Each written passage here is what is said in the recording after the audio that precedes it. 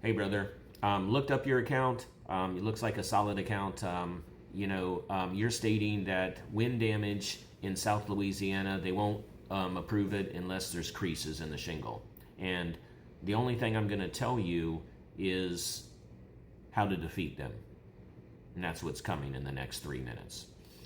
But first off, for all the people, we've gained a lot of followers in the last 7 days, 133 followers. So for all the people who are new, I'm a documentation specialist.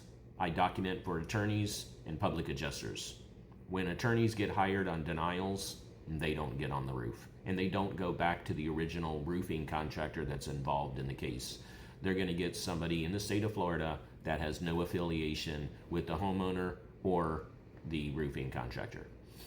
And that's when I usually walk in. My specialty is wind and hail on shingles and tile. And I have a very fine line which I work in.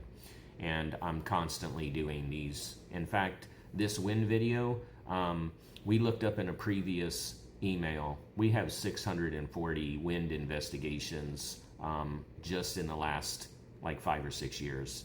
These wind evaluations and documentations, there's a process to it, and it's not all displayed here. But one of the things I will tell you is they don't cover creased shingles. Think about that. You're getting that information from the attorney, either a field adjuster or an engineer that's working for the insurance company. What does insurance company know about roofing? They know very little, if any at all. It's like going to Boston Whaler to fix your truck, your F-150 Ford under warranty. Whatever they say is useless.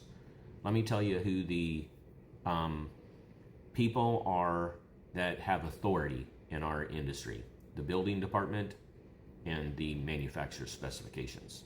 Now, when wind comes along, and just so we know, because you may not know what's happening in this video, but if you go back to these videos where these shingles are shimmed up, most of them are not attached at all, or very attached only in certain areas. The wind went through that roof and detached the shingles from the deck, and the nails came out. And that's what we're pointing up. So imagine if you had a roof that was an up and over, and you had half the roof that was delaminated and the nails were blown out in the nail hem. How are you going to display this information to the desk adjuster that's gonna, listen to me carefully, make that decision? The desk adjuster, the guys who are making the decision for the insurance company, in most cases, they're not getting on the roof. You realize that, right? Think about it. They're not getting on the roof. So most people that I see in videos online will take the shingle, lift it up, take a picture of the nail that has blown through the nail hem, and then they set that one back down, and they might take pictures, another 4 or 5 more, and then they turn in a report. When you look at my photos, I have gone through the effort to try to be able to prove the loss beyond a reasonable doubt. And that's why I'm getting it approved.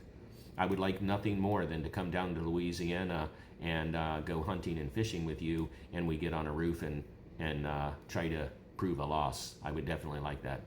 But unfortunately, I got a rubber band on my truck, and after about 100 miles, it snaps back. So peace and love, brother. Keep up the great work.